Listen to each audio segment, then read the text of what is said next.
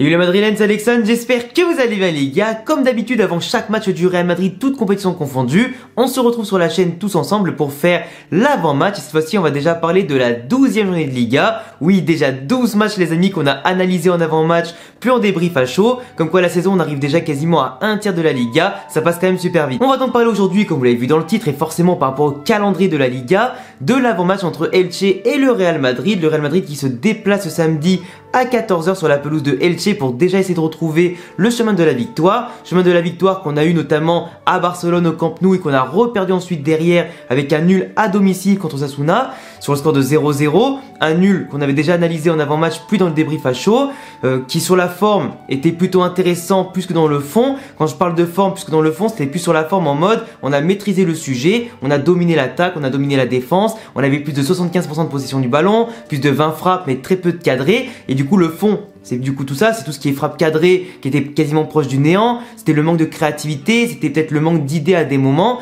qui aurait pu nous faire en tout cas basculer dans une autre dimension durant le match et potentiellement nous faire gagner et nous mettre à l'abri. Mais même si sur la forme le jeu a été cohérent, tout ça, les joueurs ont été en forme, ils ont été solides, ils ont été en tout cas sérieux, ça a manqué d'idées notamment sur les frappes de loin, sur les transitions offensives et tout ça, pour faire coulisser les blocs et surtout pour la présence dans la surface au niveau des centres et des coups de pied arrêtés. Quelque chose que j'espère en tout cas voir très vite corrigé pour la suite de la saison, si on veut bien sûr remporter des titres en Liga, en Ligue des Champions et potentiellement la Copa del Rey. Mais avant de commencer l'analyse détaillée de l'avant-match bien évidemment entre Elche et le Real Madrid, je vous rappelle que du coup cette vidéo d'avant-match est sponsorisée par NetBet qui sponsorise déjà en tout cas les avant-matchs depuis déjà plus d'un mois maintenant. NetBet, si tu connais pas, c'est un site de paris sportifs en ligne et aussi disponible sur mobile avec les applications sur Android et iOS. Tu pourras parier sur la plupart des sports en tout cas que tu connais, même ceux que tu connais pas, sur aussi tous les championnats nationaux, européens, mondiaux, etc. pour pourquoi pas avoir des cotes hyper avantageux sur la plupart des buteurs, sur les cotes de match, faire des combinés. En tout cas, tu pourras trouver des cotes qui pourront te plaire si jamais tu es un bon stratège, que tu es un bon parieur, etc. pour potentiellement essayer d'avoir de la chance pour te mettre bien. Tu trouveras dans la description de la vidéo un lien qui te permettra notamment de t'inscrire avec déjà 100 € de paris gratuits. Du coup, si tu mets 100 € sur ton premier pari, tu pourras être remboursé en free bet, du coup éventuellement pour après retenter ta chance une deuxième fois. Et si tu rentres mon code Alexandre10, tu auras notamment accès à 10 € de free bet offert sans même faire le moindre dépôt, histoire potentiellement de jouer et après pourquoi pas mettre de l'argent si vraiment t'en as envie. Et comme d'habitude dans chaque avant-match, on se rejoint du coup à la fin de la vidéo au moment de mon pronostic pour que je te donne aussi les cotes les plus intéressantes sur ce match là. Mais pour commencer maintenant les amis, l'analyse de l'avant-match en s'intéressant bien sûr au stade de nos adversaires au niveau du classement de la Liga de cette saison. Nous avons, et moi j'aurai le classement ici, vous l'avez du coup affiché sur le montage, le classement aujourd'hui montre que Elche est 15e aujourd'hui, à égalité de points avec le Celta de Vigo qui est donc 14e, 15e ex-aequo avec eux, même nombre de matchs joués. On a Elche aujourd'hui qui a seulement 2 victoires au compteur, dont notamment contre le Celta de Vigo qui sont au même niveau qu'eux au niveau du classement, mais aussi contre Retafe qui est eux dernier du coup du classement, donc pas forcément des adversaires aujourd'hui qui ont une excellente dynamique, qui ont montré beaucoup de belles choses. Du coup voilà, Elche qui a aussi fait 4 matchs nuls et 5 défaites. Du coup forcément un taux de victoire qui est quand même extrêmement bas, qui explique forcément pourquoi Elche aujourd'hui est en bas du classement. C'est une équipe aussi, quand j'ai vu les résumés de leur match et tout ça, qui a beaucoup de mal sur les transitions offensives et défensives, qui a beaucoup de mal aussi individuellement à faire la différence, qui se laisse aussi beaucoup déborder, beaucoup d'erreurs sur coup de pied arrêté, beaucoup d'erreurs aussi finalement dans le jeu avec des passes ratées assez faciles, des occasions devant la cage qui sont normalement à la portée de tout le monde et qui sont très souvent ratées de leur côté. C'est une équipe qui est audacieuse, qui aime jouer en tout cas, qui a des joueurs aussi d'expérience comme Benedetto, comme Pastore. Parce que oui, ils ont quand même des joueurs comme ça malgré tout pour essayer de les relancer et tout ça. Ils ont aussi un ancien madrilène qui est du coup Mascarel qui est quand même très intéressant au milieu de terrain. Mais à part ça, c'est des joueurs qui sont déjà trop jeunes, des fois peut-être un peu trop vieux, mais des joueurs aussi qui sont pas non plus exceptionnels à tous leurs postes.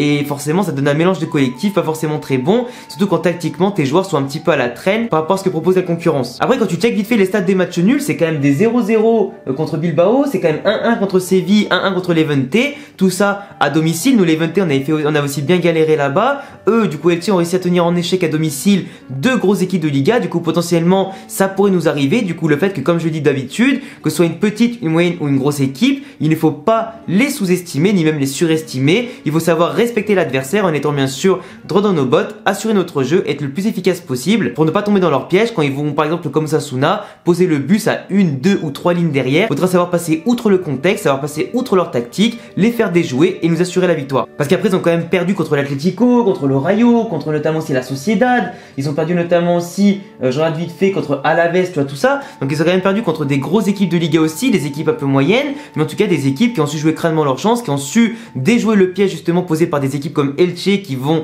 être peut-être en manque, en déficit technique, en déficit physique et tactique, mais qui vont essayer avec leurs moyens de faire au mieux via les contres et les blocs bas, tu vois. Mais Elche, quand tu vois la suite de leurs statistiques, ce qui est quand même inquiétant pour eux, pas pour nous forcément, c'est qu'ils ont marqué que 8 buts en 11 journées, parce que eux du coup ils ont joué un match de plus par rapport à nous, qui avons un match en retard contre Bilbao dans l'année encore à jouer.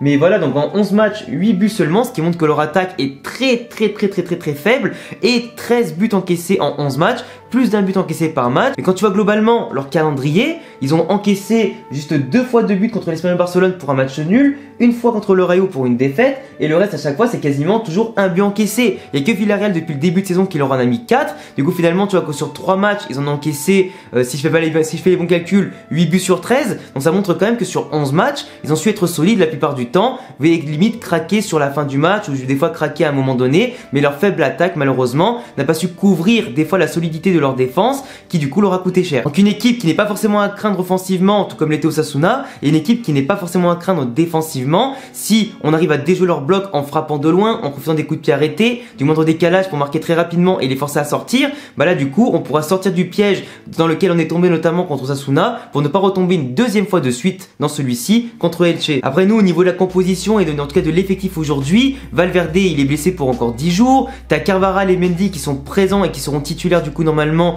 contre Elche, à moins que bien évidemment Carlo Ancelotti souhaite pourquoi pas donner du temps de jeu cette fois-ci à Marcelo, essayer d'intégrer vraiment une rotation pour ne pas se retrouver au pire moment de la saison à donner du temps de jeu à des joueurs malheureusement par défaut à cause de blessures, de Covid ou que sais-je, par sanction on sait pas. Et voilà, du coup ce serait quand même bien aujourd'hui d'instaurer quand même une rotation, même si je pense qu'Ancelotti c'est un peu comme Zizou, dès qu'il a un 11 et qu'il a ses meilleurs joueurs en tout cas à chaque poste, il va les faire jouer directement, il va très rarement faire tourner, sauf contre des équipes qui vont être un peu moyennes. Là aujourd'hui c'est le cas, mais Ancelotti par rapport à la spirale négative qui peut vite nous retomber dessus si on gagne pas en tout cas ce week-end là, bah forcément je pense qu'il va miser sur des valeurs sûres, même si la semaine prochaine on joue contre le Shakhtar Donetsk, on aura en tout cas 4 jours de repos, ce qui est normalement largement suffisant pour, en plus on va jouer à domicile, pour se reposer, recharger les batteries et enchaîner pourquoi pas avec les mêmes 11. Enfin, avec le même 11 contre le Shakhtar Donetsk, histoire de continuer le travail en Ligue des Champions et le maintenir aussi en Liga. Du coup moi je partirai encore une fois sur un classique, à moins que ce soit Nacho titulaire à droite en défense, mais normalement ce sera plutôt Alaba, Militao en défense centrale, Mendy à gauche,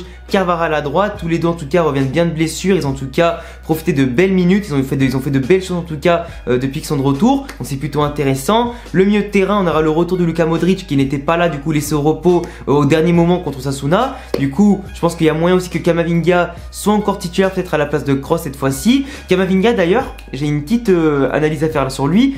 On voit qu'en ce moment, pas forcément qu'il est stressé quand il joue, mais ça fait déjà quand même 2 fois qu'il prend un jaune très tôt dans le match pour une faute un peu bête et évitable, et qu'à chaque fois du coup Ancelotti, pour éviter qu'on prenne un rouge contre les équipes des fois qui jouent un peu physique et tout ça, il le sort à la mi-temps.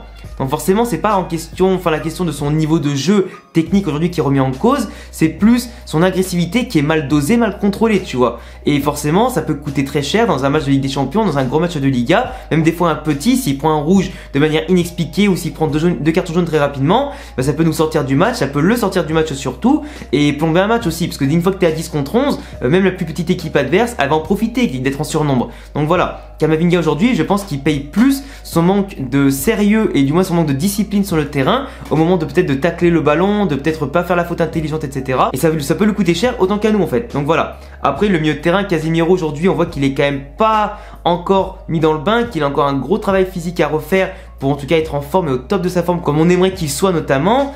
Devant Asensio titulaire, il a été mieux au milieu de terrain que quand il était à droite en tout cas sur le schéma de jeu contre Osasuna. Donc je pense qu'il va retourner sur le banc et peut-être rentrer en cours de match et tout ça pour prendre un peu de rythme aussi, on sait jamais. Et du moins peut-être pour qu'il aura du temps de jeu. Eden Hazard, je pense pas qu'il sera titulaire contre Elche. S'il est titulaire, ça serait quand même bien pour qu'il prenne un peu de temps de jeu, parce que je vois que beaucoup d'entre vous dans les commentaires et encore sur Twitter qui me disent oui mais Carlo Ancelotti à croire que Eden Hazard il a baisé sa fille, etc. C'est quand même chiant. Alors oui, c'est chiant par rapport au prix qu'on l'a payé, c'est chiant par rapport au joueur qu'il est, par rapport au potentiel qu'il peut donner en tout cas au Real Madrid. Mais pour moi, Eden Hazard, par rapport à tout ce qu'il apporte sur le terrain, ce qui est quasiment proche du famélique finalement et du néant, bah pour moi, il mérite d'être le deuxième remplaçant, troisième remplaçant ou quatrième. C'est normal. Et pour moi, tant qu'il ne profitera pas du peu de temps de jeu qu'on lui donne et en étant décisif et intéressant dans le jeu, bah il ne rejouera pas de sitôt en tant que titulaire. Après, si Ancelotti veut voir avec un adversaire faible en face, enfin faible, entre guillemets, beaucoup plus faible que nous sur le papier et le terrain, et historiquement, s'il veut lui donner confiance avec ce match-là, pourquoi pas? Pourquoi pas, et garder Rodrigo du coup frais pour jouer titulaire contre le Shakhtar Donetsk. Mais comme Rodrigo était remplaçant déjà dans ce match-là, contre Osasuna, bah, ça serait quand même bête, sachant qu'il est en bonne forme, de le remettre remplaçant une deuxième fois de suite. Ce serait pas très logique et pas très sympa, j'allais dire, de la part d'Ancelotti. Voilà, quand un joueur est en forme, faut le faire jouer, c'est normal. Vinicius, Benzema, comme d'habitude, ils seront là. Benzema, je ne le vois pas tourner maintenant pour laisser Luka Jovic, qui est famélique et sur lequel Ancelotti ne compte pas, même quand on marque pas de but. Donc à ce moment-là, on est tranquille. Mais globalement, la composition sera à peu près la même que contre Osasuna, sauf Asensio qui retourne sur le banc, Camavinga aussi, et peut-être du coup Modric qui reprend la place de titulaire, et Rodrigo aussi. Mais moi je le répète, si on veut éviter le piège contre Osasuna, il faudra marquer très tôt, sortir le bloc de Elche qui sera probablement en place en version double, triple ou ce que tu veux devant leur cage. Ils vont bétonner comme Osasuna. Donc si on veut les faire sortir, il faudra marquer et profiter des espaces derrière, notre vitesse, nos talents individuels aussi, parce que Elche individuellement sont bien moins bons que nous. Donc si on veut profiter de leur largesse défensive, c'est maintenant avec sérieux dès la première mi-temps. Comme ça, plus vite on met un gros score, plus vite on fait tourner, plus vite on est frais pour le match contre le Shakhtar Donetsk à domicile le mercredi d'après. Et on est content, on fait un débrief heureux. Sinon, pour parler rapidement des codes du match, alors forcément mon pronostic, moi cette fois-ci, j'ai vraiment gardé mon 3-0 Real Madrid et Elche. J'avais dit 3-0 contre Osasuna, malheureusement. On s'est trompé en tout cas tous ensemble parce que personne ne voyait un 0-0 j'imagine. Mais là cette fois-ci je remets mon 3-0 contre Elche. Je vois bien un but de Benzema, un but... Allez, pourquoi pas un but d'Eden Hazard s'il joue? Pourquoi pas un but d'Eden Hazard s'il joue? Ça pourrait être intéressant. Et un but de Vinicius qui n'a pas marqué depuis un petit moment maintenant. Du coup ça pourrait lui faire du bien. Le Real Madrid vainqueur à 1,41 à l'extérieur, on prend. Elche, même s'ils ont réussi à faire des belles performances contre les plus gros, on peut quand même passer outre ça si on joue notre jeu avec sérieux comme je l'ai expliqué tout à l'heure. Sinon, on a quoi comme cote intéressante? Bien évidemment, le plus ou moins 2,5 buts qui est pour moi un classique cette saison. Comme le Real Madrid passe plus souvent en tout cas au-dessus de la barre des 3 buts, c'est intéressant du coup. Et des fois même on prend un but. Donc forcément, cette cote là qui donne 1,57, c'est plutôt pas mal je trouve. Même si pour moi la cote du Real Madrid qui gagne le match et qui ne prend pas de but, la cote est à 2,12. C'est quand même plutôt intéressant. Et après pour terminer avec la cote des buteurs, Benzema 5,60, Vinicius à 11. Ah non, ça par contre ça c'est les doublés, pardon. Benzema c'est 1,78, je me disais bien que c'était un petit peu élevé. Et Vinicius 2,70. Donc voilà, vous avez quand même les buteurs assez intéressants. Eden Hazard de 95. Pour moi, il y a quand même de quoi faire un bon combiné et se faire plaisir. Donc voilà les gars, c'est tout pour cette vidéo d'avant-match. Je vous laisserai me dire en commentaire ce que vous avez pensé de ma vidéo, me dire en tout cas aussi vos avis et vos pronostics par rapport à ce match-là. Vous avez le lien de NetBet dans la description avec bien évidemment mon code promo aussi. N'hésitez pas à vous abonner à ma chaîne si vous kiffez le Real Madrid, mes vidéos, mes analyses, le petit pouce bleu pour le soutien comme d'habitude. Me rejoindre sur tous les réseaux qui s'affichent ici et dans la description. À bientôt les amis pour une prochaine vidéo. Ciao.